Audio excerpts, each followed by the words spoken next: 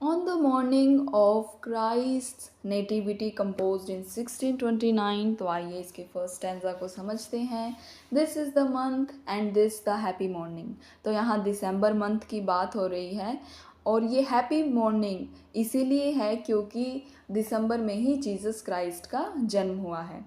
So wherein the Son of Heaven's eternal King of wedded maid and virgin mother born. तो इसी दिन मतलब इसी महीने में यानी दिसंबर के मंथ में ही जो स्वर्ग है उसके जो देवता हैं उन देवता का जो बेटा जीसस क्राइस्ट है उनका जन्म हुआ था. और क्राइस्ट एक ऐसी विमेन के द्वारा जन्मे थे जो मैरिड थी और जब उन्होंने जीसस क्राइस्ट को कंसीव किया वो उस टाइम वर्जिन थी. Our great redemption from above did bring. उनका जन्म हुआ था ताकि वो ह्यूमैनिटी को लोगों को उनके पापों से मुक्ति दिला सकें. जो लोगों ने पाप करे थे और उनके जो कंसिक्वेंसेस उन्हें भुगतने थे लोगों को, तो वो भुगतने के लिए जीसस क्राइस्ट आ गए थे. तो ये जो उपकार था ये जो स्वर्ग के देवता हैं उन्होंने लोगों पर करा, ह्यूमैनिटी पर करा जीसस क्राइस्ट को धरती पर भेजकर. और जीसस क्राइस्ट ने सबके सिंस खुद पर ले लिए. फॉर सो और बिकॉज ऑफ दिस यानी जीसस क्राइस्ट के आने की वजह से होली सेजेस वंस डिड सिंग कि जीसस क्राइस्ट का जन्म होगा. ऐसा ओल्ड टेस्टामेंट है जो उसमें पहले से ही जो भी पवित्र लोग हुआ करते थे उन्होंने पहले ही भविष्यवाणी कर दी थी इस इवेंट के बारे में. That he our deadly forfeit should release. That he यानी कि ही यहाँ यूज हुआ है जीसस क्राइस्ट के लिए. अवर डेडली फोरफिट शुड रिलीज यानी कि जो भी ह्यूमैनिटी में यानी लोगों ने जो भी पाप करे थे उनसे निजात दिलाने के लिए जीसस क्राइस्ट आए थे. जो भी भर भर के पाप करे थे लोगों ने उनसे ताकि लोगों को निजात मिले और लोगों को एक स्पिरिचुअल डेथ मिल सके यानी लोग भी स्वर्ग में जाए मरने के बाद. क्योंकि अगर उनके सिन ही नहीं रहेंगे तो फिर वो भगवान के पास ही जाएंगे. And with his father work us as a perpetual peace. तो इसी के वजह से कि लोगों के सिन नहीं रहेंगे, वो भगवान से मिल पाएंगे, स्पिरिचुअल डेथ पाएंगे. तो इसी एक्शन की वजह से एक भगवान में गॉड द फादर जो है और ह्यूमैनिटी में एक रिलेशनशिप बनता है, एक इटर्नल स्टेट ऑफ पीस बनती है between humanity and God. Now stanza number 2 देखते हैं. That glorious form that light unsufferable. That glorious form यानी कि यहाँ बात की जा रही है, जैसे आपने देखा होगा जीसस क्राइस्ट के पीछे एक गोल सर्कल में रोशनी बनी रहती है जो कि बहुत ही ज़्यादा मैग्निफिशेंट और रेडियंट होती है यानी बहुत ज़्यादा चमकदार होती है जो कि एक डिवाइन नेचर को शो करती है. तो ये जो लाइट होती है जो कि बहुत ज़्यादा ब्राइट होती है और प्योर होती है, इसको जो है लोग मतलब पूरी तरीके से अच्छे से देख भी नहीं पाते, सहन नहीं कर पाते, ये इतनी ब्राइट लाइट होती है. And that far beaming blaze of majesty. और जो जीसस क्राइस्ट में से जो रोशनी की किरणें जैसे हम देखते हैं पिक्चर्स में ऐसे किरणें दिखाई देती हैं, निकलती हुई रेज दिखाई देती है जो कि बहुत ज़्यादा डिवाइन है, रॉयल है, जो कि ब्रिलियंस है, शाइनिंग मतलब इतनी ब्रिलियंट शाइनिंग है उसकी, वो रिफ्लेक्ट करती है शाइनिंग उनमें से. Wherewith he wont at heaven's high council table to sit the midst of trinal unity. तो ये सारी जो रोशनी उनमें से निकल रही है ये दिखाती है कि वो हेवन में से ही आए हुए हैं.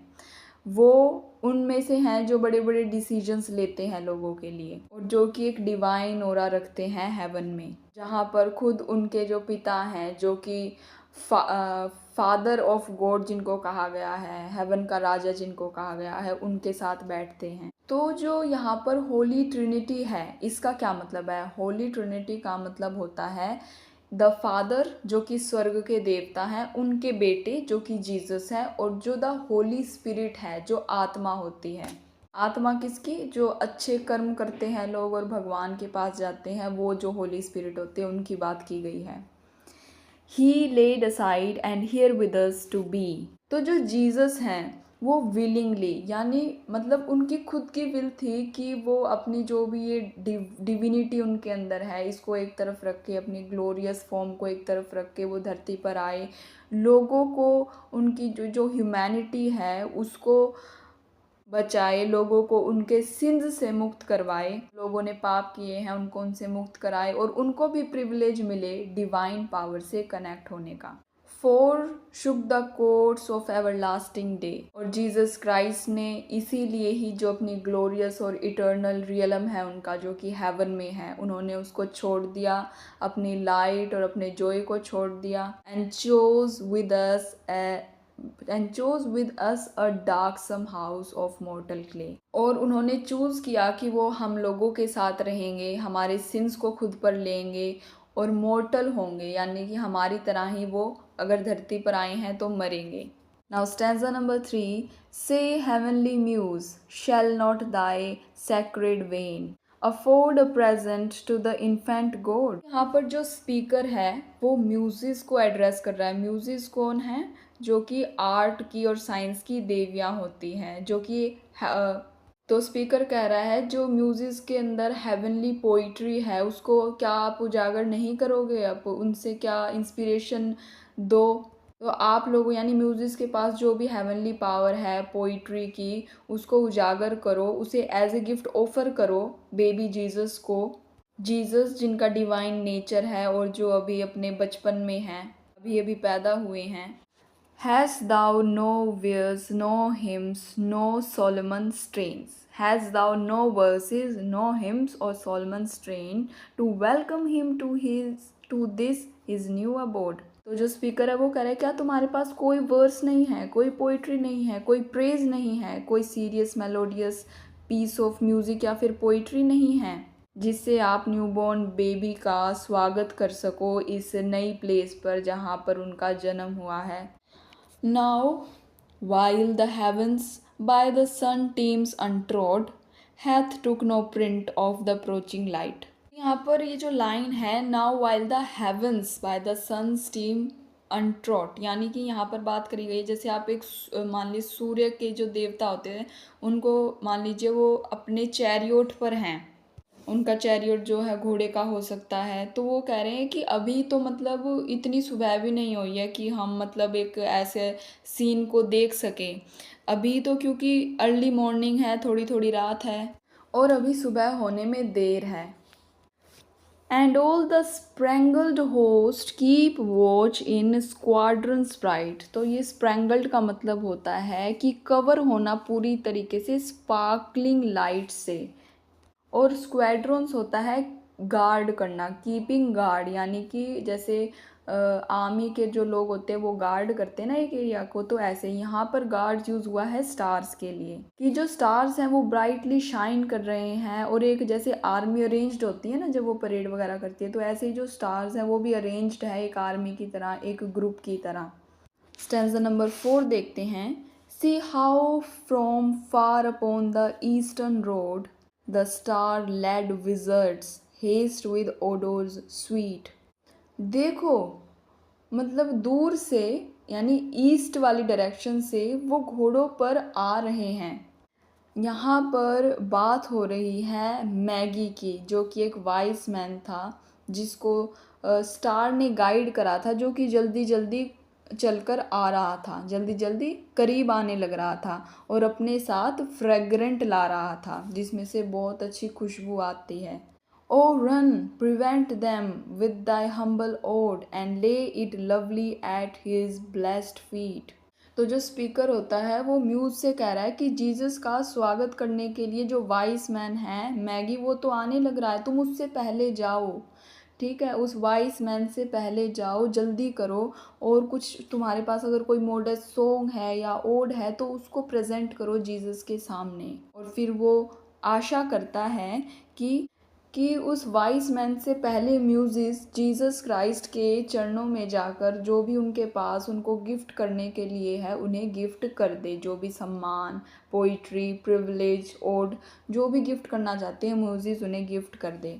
And lay it lovely at his blessed feet, have thou the honor first thy Lord to greet, and join thy voice unto the angel choir. From out his secret altar, touched with hallowed fire. तो क्योंकि Jesus Christ का जन्म हुआ है, तो जितने भी angels हैं सब उनको प्रेज कर रहे हैं, उनके लिए गा रहे हैं। तो जो स्पीकर है वो म्यूज़िक से करता है कि तुम भी उन एंजल्स में शामिल हो जाओ, और जैसे वो गाने लग रहे हैं, जो भी वो गा रहे हैं उनके साथ उनकी धुन में धुन मिलाओ और तुम भी गाओ जीसस के लिए।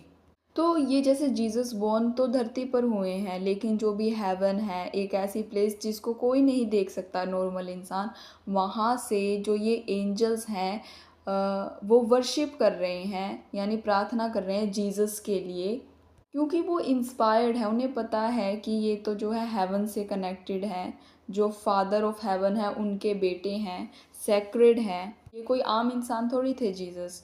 तो स्पीकर म्यूज़ से कहता है तुम जो भी जीसस के लिए गाना गा रहे हैं एंजल्स, उनमें मिल जाओ, और जो होली और डिवाइन हमारे पास जीसस हैं उनके लिए गाना गाओ। तो इसी के साथ हमारे फर्स्ट 4 स्टैंजास ख़त्म होते हैं। अब हम नेक्स्ट वीडियो में डिस्कस करेंगे द हिम का फर्स्ट स्टैंजा। आइए अब डिस्कस करते हैं on the morning of Christ nativity composed in 1629 का जो हिम का फर्स्ट स्टैंजा है। It was the winter wild the heavens born child all meanly wrapped in the rude manger lies। यानी कि ये ठंड का मौसम था, विंटर वाइल्ड यानी कड़कड़ाती ठंड का टाइम था, while the heavens born child, जब ये हेवन से आया हुआ जो बच्चा है जीसस, इनका जन्म हुआ। और जो जीसस थे फिर उनके बारे में बता रखा है कि वो जब पैदा हुए तो वो कैसे दिख रहे थे। तो वो रैप थे एक हम्बल से क्लोथ में, जो कि रफ था, और वो एक ऐसी जगह थे जहाँ पर एनिमल्स वगैरह थे, जहाँ उनका चारा वगैरह रखा हुआ था। कुछ ऐसा मान लीजिए जैसे तूड़े का कमरा होता है ना, जहाँ पशुओं के लिए हम चारा वगैरह रखते हैं, तो ऐसी ही जगह में जहाँ पशु भी बंधे हुए हैं एक साइड में, और एक साइड में जो है इनका जन्म हुआ है, तो ऐसी जगह वो लेटे हुए हैं एक क्लोथ में wrapped. Nature in awe to him had doffed her gaudy trim with her great master so to sympathize। तो डॉफ्ट का मतलब होता है टेक ऑफ, और गोडी का मतलब होता है बहुत ही चमकीला, भड़कीला, ऑर्नामेंटेड। तो यहाँ बता रखा है कि जो अब जीसस क्राइस्ट बॉर्न हुए हैं, तो जो नेचर है वो भी अपना दिखाना चाहती है अपनी खुशी, तो उसने भी अपनी ब्राइटनेस को कम कर दिया, उतार दिया। ठीक है, नेचर ने अपनी फीलिंग्स और उनकी जो नेचर की कंडीशंस होती है उनको जीसस के साथ शेयर करा। It was no season then for her to win term with the sun, her lusty paramour। तो लस्टी पैरामोर का मतलब होता है विगरस, और हम कह सकते हैं जो बिलव्ड पार्टनर होता है आपका, जिससे आप प्यार करते हो वो। तो नेचर के लिए ये अप्रोप्रिएट टाइम नहीं था, क्योंकि जीसस बोर्न हुए थे और वो इतने सुंदर लग रहे थे, तो उनके आने की खुशी में उसने अपनी सुंदरता को कम करा नेचर ने। और आगे कहा है कि नेचर के लिए अभी एक राइट टाइम नहीं था कि वो सूरज के साथ खेले, क्योंकि जो नेचर होता है उसका बीलव्ड होता है सन। यानी कि अब आप ये देखिए जैसे कितने फूल होते हैं जो जब रात होती है तो बंद हो जाते हैं, जैसे ही सुबह होती है तो वो खिल जाते हैं। जैसे सनफ्लावर होता है वो सूरज की तरफ अपना मुंह कर लेता है, जैसे ही सुबह होती है तो पौधों में एक अलग तरीके की एनर्जी, अलग तरीके की जान आ जाती है, सारे पक्षी चहचहाने लग जाते हैं।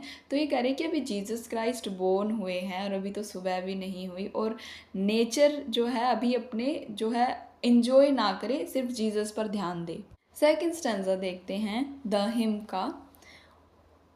Only with speech is fair, the woos the gentle air to hide her guilty front with innocent snow. तो जैसे अब आप अगर शर्मा जाते तो आप अपना मुंह नहीं ढक लेते हाथों से, कभी कोई चुन्नी से अपना मुंह ढक लेता है, तो ऐसे ही जो नेचर है ना वो शर्मा भी रही है जीसस क्राइस्ट को देखकर। तो वो नेचर क्या करता है, अब आप ये देखिए, नेचर क्योंकि ठंड का तो मौसम है ही, नेचर अपने आप को बर्फ़ से ढक लेता है, अपनी शाइनिंग को थोड़ा कम कर लेता है, क्योंकि वो तो पहले ही जीसस क्राइस्ट से शर्मा रहा है उनकी सुंदरता को देखकर, तो वो अब अपनी सुंदरता को छुपा रहा है, क्योंकि नेचर की सुंदरता जीसस क्राइस्ट की सुंदरता के आगे कम लग रही है।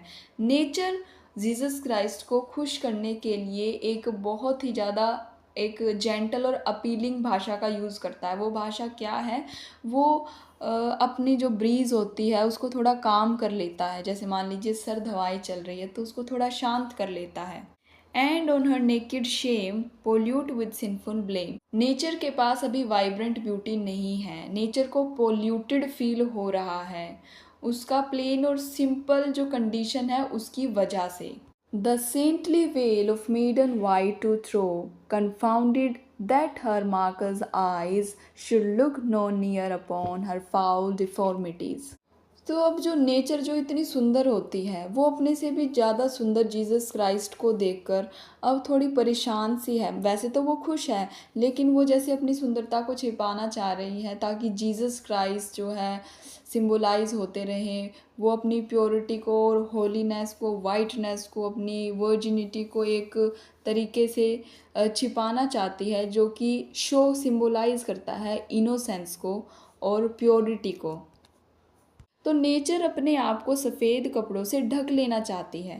नेचर को विंट्री स्टेट की वजह से यानी ठंड की वजह से, लैक ऑफ वाइब्रेंट ब्यूटी की वजह से अगली और फ्लोड महसूस हो रहा है। जो नेचर है वो नहीं चाहती कि गॉड उसको देखे बहुत करीब से, क्योंकि अब उसकी सुंदरता फीकी पड़ गई है। जैसे मान लीजिए आपने मतलब अपने आप को आप बहुत सुंदर समझते हो लेकिन आपसे भी आपको कोई सुंदर दिख जाए तो आपको थोड़ी हिचकिचाहट महसूस होने लग जाती है। ठीक है, तो आप थोड़ा छुप कर रहते हो। तो इसी तरीके से नेचर सुंदर है लेकिन जीसस क्राइस्ट के आगे थोड़ी फीकी महसूस करती है तो उसको थोड़ी शर्म आ रही है। अब स्टैंजा 3 देखते हैं। But he her fears to cease sent down meek eyed piece.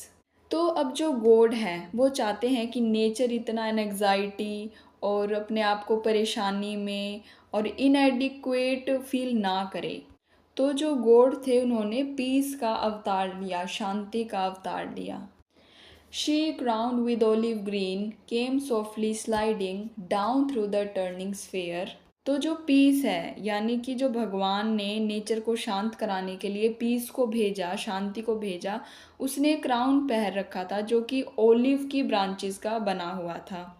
और जो ओलिव्स की ब्रांचेस वगैरह होती है ये सिंबलाइज करती हैं पीस को। और भगवान ने पीस को स्वर्ग से धरती पर भेजा। ये सिंबलाइज करता है कि मतलब डिवाइन रियलम से कुछ मॉर्टल वर्ल्ड में आया है, यानी नश्वर वर्ल्ड में कुछ आया है। और ये जो पीस है ये सिंबलाइज करता है एक हीराल्ड, जैसे जो कि एक दूत है भगवान का भेजा हुआ जो कि भगवान की प्रेजेंस को शो कर रहा है। He is ready harbinger with turtle wing, the amorous cloud dividing, the waving wide her myrtle wand, she strikes a universal peace through sea and land.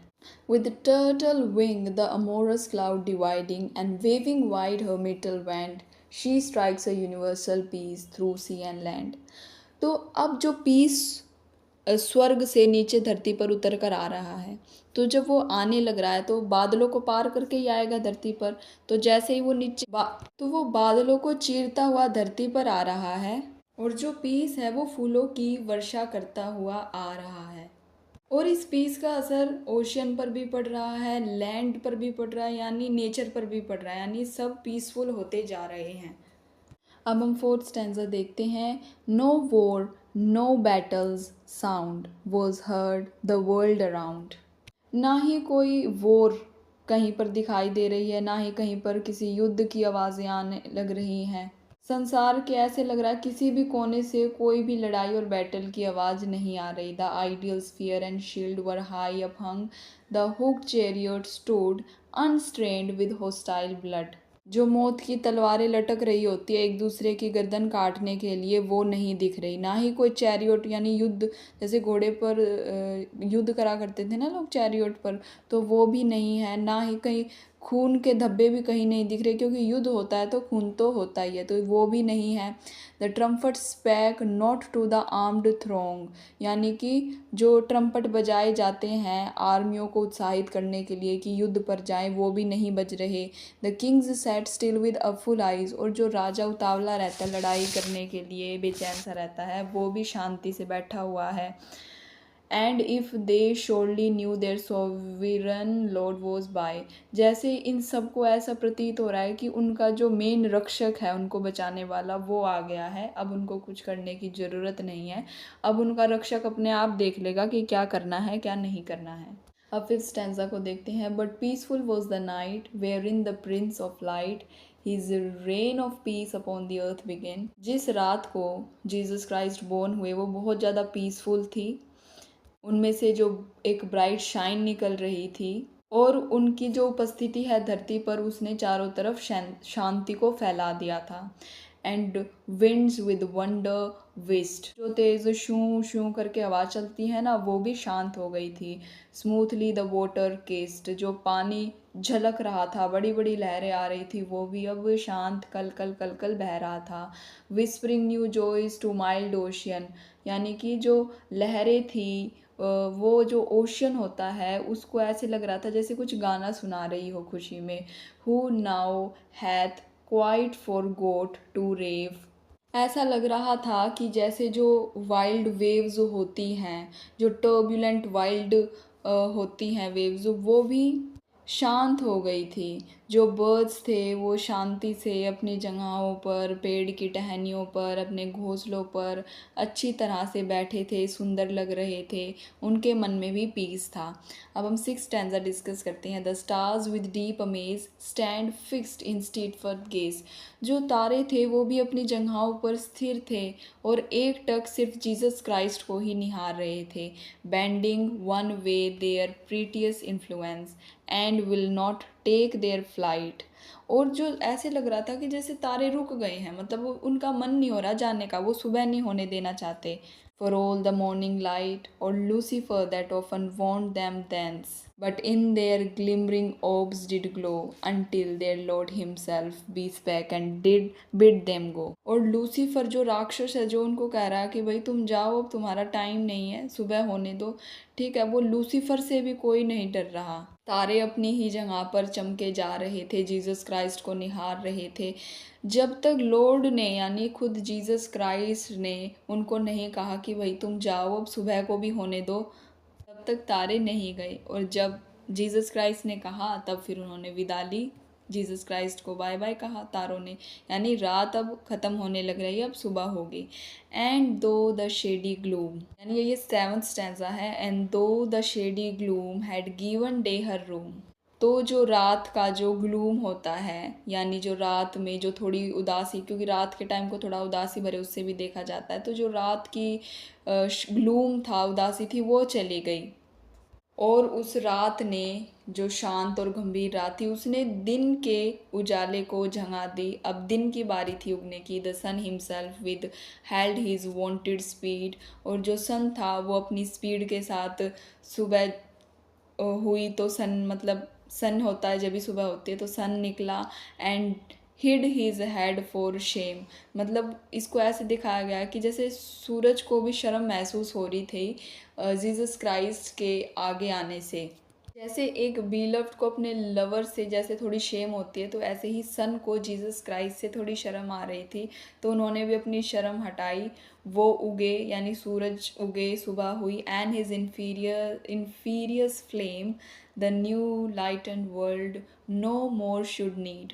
He saw a greater sun appear than his bright throne or burning axis could bear। सूर्य अपनी flames के साथ उगा, जो भी जैसे उसकी जो किरणें होती हैं उनके साथ उगा। आगे कहा गया, लेकिन संसार को ऐसे लग रहा था उनको सूरज की ज़रूरत नहीं है, क्योंकि जो उनका असली सूरज है, जीसस क्राइस्ट है, वो अब आ गया है, तो उन्हें रोशनी की क्या ज़रूरत। जीसस क्राइस्ट खुद में ही एक रोशनी है। तो जो सन होता है, उनके साथ जो भी एक बड़ा सा थ्रोन होता है, ऐसे लग रहा था किसी को उसकी ज़रूरत नहीं है, क्योंकि जीसस क्राइस्ट है। फिर अब हम देखते हैं eight stanza. The shepherds on the lawn, कि जो भेड़ चराने वाले होते हैं, लॉन्स होती हैं जो ग्रासी फील्ड्स होती है, घास के मैदान में। और before the point of dawn sat simply chatting in a rustic row.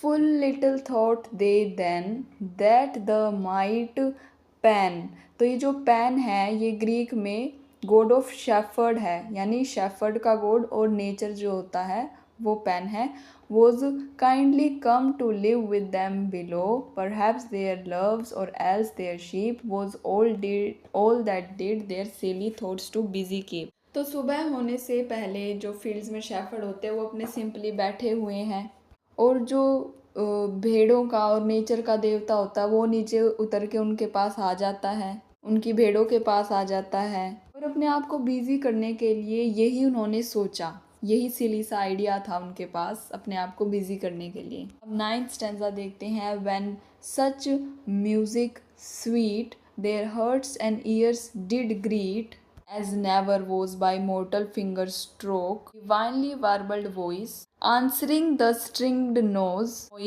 as all their souls in blissful rapture took, the air such pleasure, loath to lose, with thousand echoes, still prolongs each heavenly close।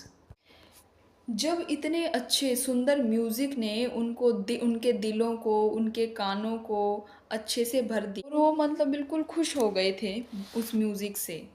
वो जो music था इतना beautiful था, इतना extra ordinary था, that मतलब ऐसे लग रहा था कि किसी ह्यूमन ने उसे, कोई ह्यूमन म्यूजिशियन उसे क्रिएट ही नहीं कर सकता। और म्यूज़िक के साथ साथ जो म्यूज़िक इंस्ट्रूमेंट्स होते हैं उसका भी यूज़ किया गया था, ऐसे लग रहा था स्वर्ग से ही कोई गाना गाने लग रहा है। जो वॉइस थी, यानी गाना गाने की जो वॉइस थी वो बिल्कुल हारमोनी में थी, म्यूज़िक और इंस्ट्रूमेंट जो भी बज रहे थे उनके साथ। और ये जो म्यूज़िक था, ये जो सिंगिंग थी, इसने जो शेफर्ड्स थे, भेड़ चराने वाले थे, उनके दिलों को खुशी से भर दिया था। जो एयर थी वो भी संगीत और इतनी अच्छी आवाज़ से गूंज उठा था। एयर मतलब इतनी अच्छी आवाज़ से गूंज उठी थी। जो ये ब्यूटीफुल सिंगिंग थी, म्यूज़िक की आवाज़ें थी, एयर में गूंजने लग रही थी, और ऐसा लग रहा था कि ऐसा मतलब कभी नहीं हुआ, और ऐसा लग रहा था काश ये पल कभी ख़त्म ना हो। Nature that heard such song beneath the hollow round. जब नेचर ने इतना अच्छा संगीत सुना, नेचर कौन, जैसे ऊपर तो स्काई होता है और नीचे हरियाली होती है, तो वो हरी मतलब स्काई से नीचे है, इसलिए बीनीथ द होलो राउंड लिख रखा है। जो ये होलो राउंड है वो स्वर्ग है, यानी आकाश है, और नीचे धरती है। Of Cynthia's seat the airy region thrilling now was almost won. और जो सिंगिंग थी, जो म्यूज़िक था वो इतना अच्छा था, उसने ना सिर्फ नेचर को ही खुश कर दिया था, बल्कि जो सिंथिया जो है मून की देवी होती है, जहाँ पर चंद्रलोक वगैरह की बात की गई है, जहाँ पर मून होता है, मून की जो प्लेस होती है, यानी आकाश का जो एटमॉस्फेयर है, स्काई का एटमॉस्फेयर भी एक्साइटमेंट और ट्रेम्बलिंग सेंसेशन से भर गया था। इतना अच्छा वो म्यूज़िक था, उसने मतलब थ्रिल क्रिएट कर दिया था नेचर में भी और स्काई में भी। To think her part was done and that her reign had here its last fulfilling. Nature बिल्कुल कन्विंस हो गया था इतना अच्छा म्यूज़िक सुन के, और नेचर को ऐसे लग रहा था कि जो नेचर राज करता था, मतलब सबसे सुंदर था नेचर, तो उसका जो राज था उसे लग रहा था वो अब मतलब ख़त्म सा हो गया उस सिंगिंग को सुन के, क्योंकि वो सिंगिंग इतनी अच्छी थी। जैसे मान लीजिए एक राजा है, उससे अच्छा कोई राजा आए तो उस पुराने राजा को ऐसे लग रहा हो कि अब तो मेरा राज ख़त्म हो गया, क्योंकि अब ये अच्छा राजा आ गया। And she knew such harmony alone could hold all heavens and earth in happier union. Nature को ऐसे लग रहा था कि ऐसा मतलब ये इतना अच्छा गाना है जो कि हार्मनी क्रिएट कर सकता है अर्थ और हेवन के बीच में, मतलब जो हार्मनी होती है between spiritual and earthly realm के बीच में, यानी इंसान और मनुष्य देवता के बीच में जो एक कनेक्शन होता है, मतलब ये सॉन्ग ही उसे मतलब क्रिएट कर सकता है। और ये जो डिवाइन म्यूजिक का अराइवल था ये सिग्निफाई कर रहा था एक न्यू एरा को। 11th स्टैंजा देखते हैं। At last surrounds their sight a globe of circular light that with long beams the shine facts night arid। फिर कुछ एक चीज़ अपीयर होती है चारों तरफ, जो कि सब देख सकते थे। एक सर्कल में एक ब्राइट लाइट, यानी राउंड बॉल में एक ब्राइट लाइट क्रिएट होती है, और जो शेफर्ड्स थे वो उस लाइट से घिर जाते हैं। और ये जो लाइट होती है इसकी जो मतलब इसमें से जो रोशनी निकल रही होती है वो इतनी होती है कि उसने रात के अंधेरे को भगा दिया। इस रोशनी से तो सुबह की मतलब जो किरणें होती थी उसको भी मतलब शेम महसूस होने लगी, इतनी एनर्जी और इतनी ब्राइटनेस थी इन किरणों में। The helmed cherubim and sworded seraphim are seen in glittering rank with wings displayed, harping in loud and solemn choir with unexpressive notes to heaven's newborn heir. तो चिरूब्स होते हैं वो जिनको आप देख जिनका फेस जो एंजल्स टाइप के बच्चे होते हैं वो हेलमेट पैर रखा है उन्होंने, वो शायद फ्लावर्स का भी हो सकता है, मतलब उनके सर पे कुछ है, वो अपीयर होते हैं। और ये चिरूब्स वो होते हैं जो हाईएस्ट रैंक के होते हैं। और सेराफिम्स आते हैं जिनके हाथों में स्वॉर्ड होती है। और ये जो चिरूब्स आए हैं, सेराफिम आए हैं, एंजल्स जो ये आए थे, ये मतलब एक तो रैंक में बहुत हाई थे और इनके विंग्स थे वो बहुत अच्छे लग रहे थे। Harping in loud and solemn choir, मतलब ये बहुत अच्छा हार्प एक इंस्ट्रूमेंट होता है उसको बजा रहे थे और बहुत अच्छा संगीत जो है गा रहे थे with unexpressive notes to heavens newborn heir. मतलब ऐसा लग रहा था कि मतलब इतना अच्छा था कि उसको वर्ड्स में भी नहीं बताया जा सकता। ये न्यूबॉर्न बेबी जीसस के लिए ये सब करने लग रहे थे और इतना अच्छा था सब कुछ कि शब्दों में बयां ही नहीं किया जा सकता। Such music as it is said, इतना अच्छा म्यूजिक था बिफोर वॉज नेवर मेड, जो कि मतलब कभी पहले ना बना ना सुना। But when of old the sun of morning sung while the creator great his constellation set.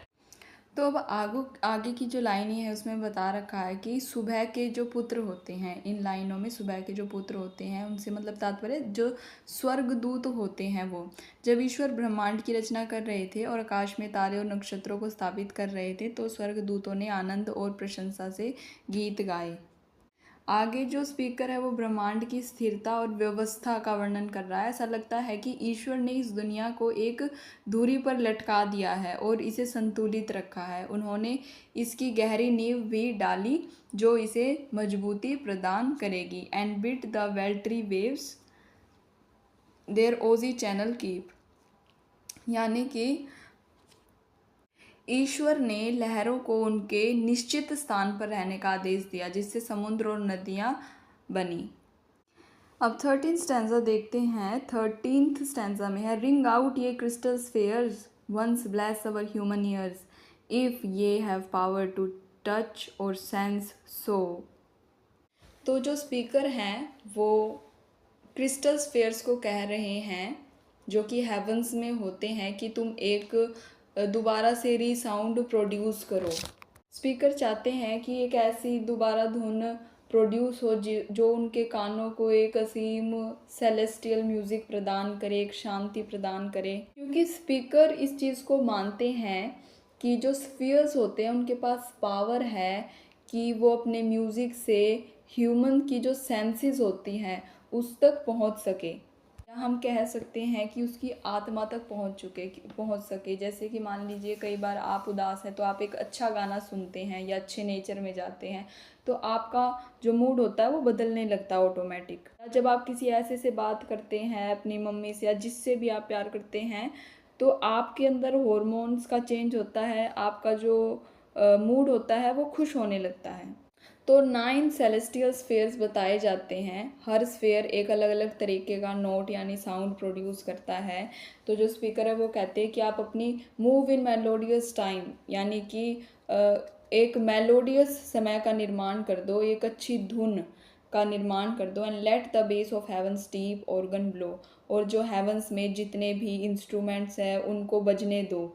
And with all 9 fold harmony, और जितने भी स्फेयर्स हैं 9 स्फेयर्स है उनसे जो भी हारमोनी प्रोड्यूस होती है उनसे अच्छी आवाज़ें नोट प्रोड्यूस होते हैं होने दो। Make up all concert to angel like symphony, और एक ऐसी धुन ऐसी सिम्फनी का निर्माण कर दो जिससे हर तरफ मतलब एक जैसे कॉन्सर्ट में जाके इंसान खुश होता है ना, ऐसे ही एक एंजल लाइक कॉन्सर्ट का निर्माण कर दो।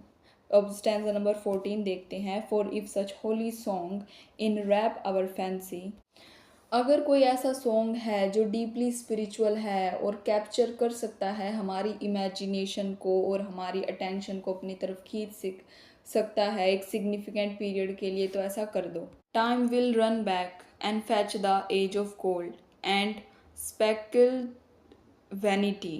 तो जो एज ऑफ गोल्ड एक मिथिकल टाइम को कहा गया है, जैसे जूस, हीरा, ये सब मिथोलॉजी में आते हैं। तो ऐसे एज ऑफ गोल्ड एक मिथिकल टाइम है जहाँ पर सब कुछ परफेक्ट है, पीपल इनोसेंट है, हर तरफ पीस है, हर तरफ हर चीज़ की अबंडेंस है, यानी अच्छी ग्रीनरी है, अच्छे लोग हैं, अच्छा खाना पीने के लिए है, अच्छी नदियाँ हैं, फल फूल हैं। तो आगे स्पीकर कहते हैं कि अगर एक होली सॉन्ग प्रोड्यूस कर सकते हो तो वो कर दो। और इस सॉन्ग की वजह से क्या होगा, मतलब एक ऐसा एरा क्रिएट होगा, जैसे जो गोल्डन एज थी, तो इस तरीके की जो एज थी वो वापस आ जाएगी।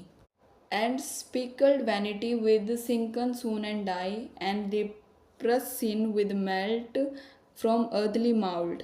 और जितनी भी हमारी यहाँ पे जो स्पिकल्ड है, इसका मतलब होता है स्पोर्ट्स या किसी भी चीज़ का कोई मार्क, और वैनिटी होता है जो हमारे अंदर एक एम्प्टीनेस होती है, सुपरफिशियलिटी होती है। ठीक है, तो जब ऐसा म्यूज़िक प्रोड्यूस होगा तो हमारे अंदर जो प्राइड है, जो इम्परफेक्शंस हैं, जो फ्लोज हैं, और जो सुपरफिशियल अपीयरेंस हमने हमारी बना रखी है वो चली जाएगी। जो हमारे पाप हैं, सिंफुल चीज़ें हैं, जो हमें गलतियां हैं, अनहेल्दी चीज़ें हैं जो हमको कमज़ोर बनाती है, वो चली जाएगी। लेप्रस एक डिज़ीज़ होती है जो कि हमें मतलब बीमार करती रहती है और ज़्यादा। जो हमारा जो लेप्रस डिजीज़ होती है, और अर्थली मोल्ड होता है जो फिज़िकल वर्ल्ड होता है। तो जो फिज़िकल वर्ल्ड है, अगर एक अच्छा म्यूज़िक प्रोड्यूस होगा तो इस फिज़िकल वर्ल्ड से जो डिजीज़ हैं वो डिसअपियर हो जाएंगी। And hell itself will pass away, और किसी को नर्क नहीं जाना पड़ेगा।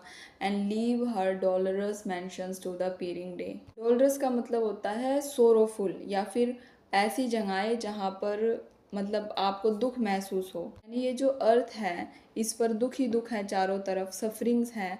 तो जब ऐसा म्यूज़िक बजेगा तो ये एक मतलब लाइटेंड हो जाएगी ये अर्थ, इस पर एक प्रकाश आ जाएगा, और जो भी बीमारियां हैं उन सब चीज़ों से लोग हील करने लग जाएंगे। Yes, truth and justice then will down return to man. जो सच्चाई है और जो जस्टिस है वो दोबारा इंसान जो खो चुका है वो इंसान में आ जाएगा। The enabled Eris of rainbow wearing and mercy set between. और जो ट्रूथ और जस्टिस होंगे वो बिल्कुल वैसे ही सजे हुए होंगे जैसे ब्यूटी होती है और रेनबो जितना सुंदर लगता है। काइंडनेस, कंपैशन और फॉरगिवनेस हमारे अंदर आ जाएगा, हम एक हेवनली ब्राइटनेस से सराउंड हो जाएंगे। क्लाउड जो कि बहुत डेलिकेट होते हैं और फाइनली वुवन होते हैं, यानी एक दूसरे में अटके हुए होते हैं टिश्यूज़ की तरह, इस तरीके से हम भी सॉफ्ट हो जाएंगे, ट्रूथफुल हो जाएंगे। And heavens at some festival, और ऐसा लगेगा जैसे चारों तरफ स्वर्ग ही स्वर्ग है। और जो स्वर्ग के दरवाजे हैं, जो जैसे हेवन में जो गेट्स हैं, हेवन के जो गेट हैं उनको वो खुल जाएंगे हमारे लिए एक तरीके से। But wisest faith says no, this must not yet be so, the baby lie yet in smiling infancy. लेकिन सच तो ये है कि अभी सही समय नहीं है, अभी तो बच्चा सिर्फ जन्मा ही है। That on the bitter cross must redeem our loss. So both himself and us to glorify. जब ये बड़ा होगा तो ये हमारे पापों को अपने ऊपर लेगा और हमको ग्लोरीफाई करेगा। Yet first to those ये chained in sleep, the wakeful triumph of doom must thunder through the deep. यानी जो परफेक्ट स्टेट है वो अभी एकदम से नहीं आएगी। जो गोल्डन एज है ट्रूथ और जस्टिस की, वो एकदम से नहीं आती। जो बेबी जीसस है वो अभी अभी बोर्न हुए हैं और बिल्कुल इनोसेंट हैं। ये बेबी जीसस जो है ये जब बड़े होंगे तो ये इवेंचुअली सफ़र करेंगे लोगों के लिए और डाई मतलब मर जाएंगे। और जो हमारे ओरिजिनल सिंस हैं, फॉल ऑफ ह्यूमैनिटी है, उससे हमको बचाएंगे और एक संबंध स्थापित करेंगे ह्यूमैनिटी, जीसस और जो हेवन के देवता हैं उनके बीच में। लेकिन कुछ लोग ऐसे हैं जो मर चुके हैं, ठीक है, जो इस चीज़ को नहीं देख पा रहे, तो उनको संबोधित किया जा रहा है कि मतलब ऐसा सॉन्ग बचाओ कि जिनसे वो लोगों की चेतना भी जागृत हो और वो लोग भी भगवान को पा सके जो मर गए हैं। फिर आगे की स्टैंजा जो है वो कहता है, with such a horrid clang as on Mount Sinai rang while the red fire and smoldering clouds outbreak. The aged earth aghast with terror of the blast, shell from the surface to the center shake, when all the world's last season, the dreadful judge in middle air shall spread his throne. तो यहाँ mount Sinai की बात की गई है जो जल गया था, वहाँ आग लग गई थी क्योंकि भगवान खुद धरती पर जो है उस माउंटेन पर उतरे थे। आपके पैरों के नीचे जो धरती है वो कांप रही थी और धुआं उठने लगा, जितने भी ट्रम्पेट्स थे वो लाउडली बजने लगे। तो उस टाइम जो इज़राइल के पीपल थे वो थंडर और टेरर में थे। बिजली कड़कने लगी और मतलब जो माउंटेन था वो उसमें क्रैक्स आने लगी। गॉड थे जो उन्होंने आग के रूप में जन्म लिया था और उन्होंने अपनी पावर और होलीनेस के बारे में लोगों को बताया। तो लोगों ने मोजिस से रिक्वेस्ट करी कि वो गॉड से बात करे, क्योंकि अगर हम इंसान गॉड से बात करेंगे डायरेक्टली तो मर जाएंगे, क्योंकि जो भगवान का ऑरा था वो इतना था कि लोग उसको सहन नहीं कर पा रहे थे। तो यहाँ बात की जा रही है जब दुनिया के अंतिम न्याय के दिन भयानक न्यायाधीश हवा में अपना सिंहासन फैलाएंगे। And then at last our bliss, full and perfect is, but now begins. For from this happy day, the old dragon underground, in straighter limits bound. और जब ऐसा होगा उस दिन के बाद हमारी जो खुशियां हैं वो वापस आ जाएगी, हम दोबारा ब्लेस हो जाएंगे और हमारे जो फ्लोज हैं वो मिट जाएंगे। क्यों? क्योंकि भगवान ने अवतार लिया और उन्होंने जो भी चीज़ें करी उसकी वजह से। और जो भी ओल्ड ड्रैगन यहाँ पर सेटन और इवल्स को कहा गया, उनकी जो पावर थी वो रिड्यूस हो जाएगी और उनकी जो पावर जितनी पहली थी, जितना इन्फ्लुएंस पहले करती थी, अब उतना उस तरीके से इन्फ्लुएंस नहीं कर पाएगी। Not half so forecast his sharp sway and wrath to see the kingdom fail, swindles the scary horror of his folded tail। और जिस तरीके से ये जो ड्रैगन्स होते थे यानी सेटन वगैरह, जिस तरीके से लोगों को टेरिफाई किया करते थे, इनकी जो टेल थी वो भी बहुत ज़्यादा टेरिफाइंग हुआ करती थी। ये सब भी इनकी शक्तियाँ भी घट जाएंगी, इनकी जो फ्रस्ट्रेशन थी वो रिड्यूस हो, मतलब एक इमेज दिखाई गई है कि फ्रस्ट्रेशन और पावर्स जो है इस तरीके की वो रिड्यूस हो जाएंगी। The oracles are dumb, the oracles are dumb, no voices or hideous hum, यानी कि जो ओरेकल्स के पास लोग जाते थे कि बताओ क्या करें, वो नहीं रहेंगे। कोई जो भविष्यवाणी होती थी, जो पेगन गॉड्स का जो मामला है वो भी ख़त्म हो जाएगा। Runs through the arched roof in words deceiving, Apollo from his shine can no more divine. तो जितने भी पेगन गॉड्स थे जैसे अपोलो, ज्यूस, तो इनकी सबकी मतलब एग्जिस्टेंस को लोग ज़्यादा नहीं मानेंगे, क्योंकि अब तो मतलब जो भगवान की उपस्थिति उन्होंने सबके सीन ले लिए, तो इन गॉड्स को कौन मानेगा। With hollow shriek the steep of Delphos leaving, ठीक है, जो जो पेगन गॉड माउंटेन डेल्फोस पे रहा करते थे, जो ओरेकल्स वहाँ होते थे वो भी सब चले जाएंगे, उनकी ज़रूरत नहीं रहेगी। नो नाइटली ट्रांस और ब्रेथ स्पेल, जो भी स्पेल किया करते थे अब ऐसा होगा वैसा होगा, कुछ नहीं रहेगा। Inspire the pale eyed priest from the prophetic cell, तो प्रीस्ट के अंदर वो दावा किया करते थे कि कोई आया है, मतलब कोई मान लीजिए कोई प्रोफेटिक चीज़ आई है और वो उसने भविष्यवाणी करी है, ऐसा कुछ नहीं होगा। क्योंकि ऐसा माना जाता था कि जैसे जो प्रीस्ट होता था, जब उसके अंदर कोई भी प्रोफेटिक ऐसी चीज़ आती थी, उसकी आंखें अलग तरीके की हो जाती थी, तो ऐसा कुछ नहीं रहेगा। नेक्स्ट स्टैंजा को देखते हैं। द लवली माउंटेन्स और एंड द रिसाउंडिंग शोर, जितने भी सुनसान और सोलिटरी माउंटेन्स होते हैं, वो जगह जहाँ पर जो वीरानी होती है, जहाँ पर जो आवाज़ हमारी एको करती है, वो जगह। A voice of weeping heard and loud lament, जहाँ से भी वीपिंग की या फिर लोग कर्रा रहे हैं, लेमेंट कर रहे हैं, ये साउंड्स आती है। From haunted spring and dale, यानी ऐसी वैलीज़ की बात की जा रही है जहाँ से मतलब जो सुनसान होती है, भयावह होती है, डेल्स वैलीज़ होती हैं। Edged with popular pale, the parting genius is with sighing sent, तो जितनी भी हॉन्टिंग प्लेस में आत्माएं वगैरह होती है ना, ये सब चली जाएंगी। यह एज्ड विद पॉपुलर पेल, जो पॉपुलर ट्री होता है उसको एसोसिएट कर जाता है मॉर्निंग के साथ। जैसे कि हम कई बार देखते नहीं है पेड़ों पर कोई चुड़ैल वगैरह बैठे हुए हैं, भूत वगैरह, तो वो सब चले जाएंगे। जितने भी मिथिकल करेक्टर्स होते हैं जैसे निम्स हो गई, ये सब चली जाएंगी। या फिर किसी निम्स वगैरह को, स्पिरिट को बुशीज में, ट्रीज पर देखते हैं, वो सब चली जाएंगी, फेड हो जाएंगी। In consecrated earth and on the holy hearth the lars and lemures moan with midnight plain. In consecrated earth यानी कि यहाँ पर बात की जा रही है एक ऐसी जगह जो कि सैक्रेड है और होली है, या फिर यहाँ पर आप सैक्रेड ओल्टर जो होता है, फायर प्लेस, उसको, उसकी भी हम बात कर सकते हैं। यहाँ जो भी गॉड्स और एंशंट स्पिरिट्स होती थी रोमन की, जो कि ग्राइव करती थी सोरोफुल तरीके से आधी रात को, जो भी ओल्टर होता है उसके आसपास, और एक ग्लूमी और फेडिंग साउंड आती थी, जो कि जैसे रोमन प्रिस्ट होते थे जो कि रिलीजियस सेरेमनीज करते थे, उनको डराती थी, और एक अलग सी ही मतलब डिस्ट्रेस और अननेचुरल चीज़ को बना देती थी। तो ये जो सारी भयानक चीज़ें होती है ये सब चली जाएंगी। Peor and Baalim forsake their temple dim. तो ये जो प्योर और बालिम है ये पेगन गॉड्स थे, यानी गॉड्स थे जिनको लोग मानते थे, जो कि इमोर्टल थे, यानी कि लोग इनको इमोर्टल मानते थे, ये सब भी चली जाएंगी। with that twice battered god of Palestine and mourned Ashtaroth।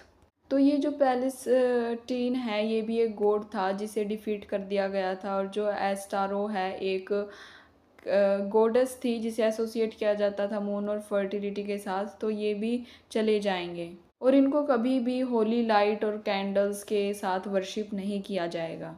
In Libyc, Haemon shrink his horn, in vain the Tyrian made that wounded Thomas mourn। तो नॉर्थ अफ्रीकन गॉड था हेमोन, उसको डिपिक्ट किया जाता था रैम, यानी जो एक बकरा होता है उसके जो सींग होते थे ना उससे, ठीक है, उसकी जो शक्तियाँ थी वो भी ख़त्म हो जाएगी। और जो टायर थी एंशियंट फोनिशियन सिटी थी, वहाँ पर जो भी थेमोस या फिर मेसोपोटामियन गॉड हुआ करते थे वो भी चले जाएंगे, उन पर लोग बिलीव नहीं करेंगे, वो मर जाएंगे, क्योंकि अब उनकी ज़रूरत भी नहीं रही और गॉड आ गए हैं। And sullen Moloch fled hath left in shadow dread. फिर से यहाँ पर दोबारा एक गॉड जिसे ग्रिम और एंगर के साथ कनेक्ट किया जाता है, और इसे चाइल्ड सेक्रीफाइस के साथ भी कनेक्ट किया जाता है, ये भी नहीं रहेगा। His burning idol all of basket hue in vain with cymbals ring. ये सब एक अंधकार में चले जाएंगे। तो ये जो मेलोच होता है, इसकी जो मूर्ति होती है इसको एसोसिएट किया जाता है फायर के साथ, सेक्रीफाइस के साथ। ब्लैक इन कलर होती है जो कि इविल को सिंबलाइज करती है, लाइट की एब्सेंस को सिंबलाइज करती है। और आगे जो एनिमल हेडेड गॉड होते हैं एंशियंट इजिप्ट के, जिनको एसोसिएट करा जाता है रिवर, नाइल रिवर के साथ, आइरिस, ओरियस और डोग एनोबियस, तो ये सब जो पेगन गॉड्स हैं ये चले जाएंगे।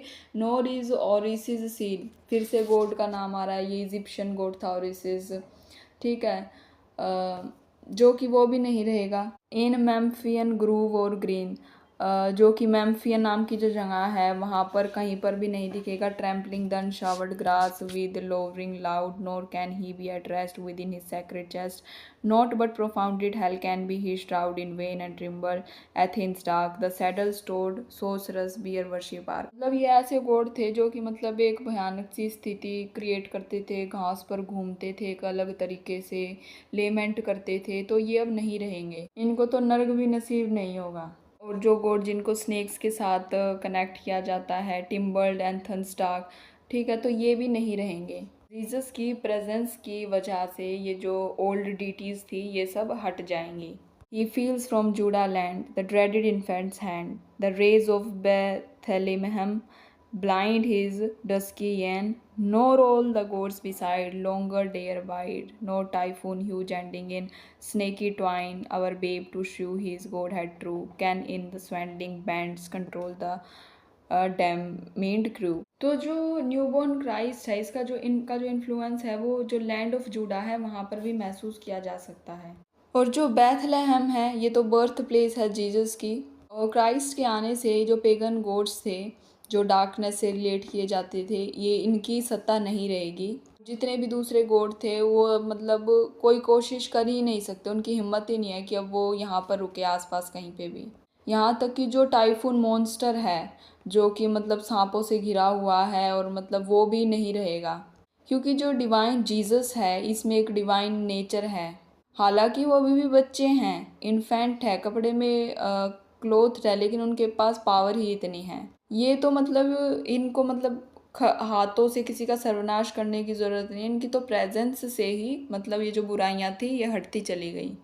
So when the sun in bed curtains with cloudy red, pillows his chin upon an orient wave, the flocking shadows pale, troop to the infernal jail, earth-fetched ghosts, slips to his several grave, and the yellow-skirted fares fly after the night steeds, leaving their moon-loved maze. तो यहाँ पर एक image create करी गई है, जैसे आप समुद्र मान लीजिए, समुद्र की एक लाइन आपको दूर तक दिखेगी जिसे क्षितिज कहते हैं, और फिर जब समुद्र उसमें डूब रहा होता है, तो एक जब सूरज डूब रहा होता है तो एक डार्कनेस क्रिएट होती है, और जो डार्कनेस होती है उसको इविल के साथ एसोसिएट किया जाता है, या फिर स्पिरिट्स के साथ क्रिएट किया जाता है, डेड लोगों के साथ क्रिएट किया जाता है, जिन्हें फेरीज और सुपर नेचुरल फीमेल्स लोग के साथ एसोसिएट किया जाता है, जो कि येलो में ड्रेस्ड होती हैं। जैसे ही सूरज जैसे डूबता है, जैसे वो रेड दिखाई देता है डूबने की वजह से, तो वैसे ही जैसे डार्कनेस छाते, तो ऐसे ही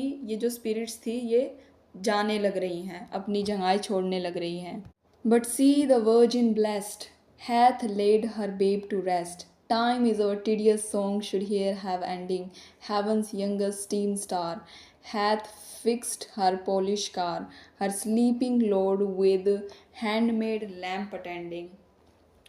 And all about the courtly stable, bright harnessed angels sit in order serviceable. फिर कहा गया है कि जो डिवाइनली वर्जिन मैरी है, जो जीसस की माँ है, उनको देखो, उनके पास जो उनका बेबी है, इन्फेंट है जीसस, वो कैसे सो रहा है, जो मतलब उनको एक स्टार कहा गया है जो रिसेंटली अपीयर हुआ है हेवन से, जो कि बेथलेहम का तारा है।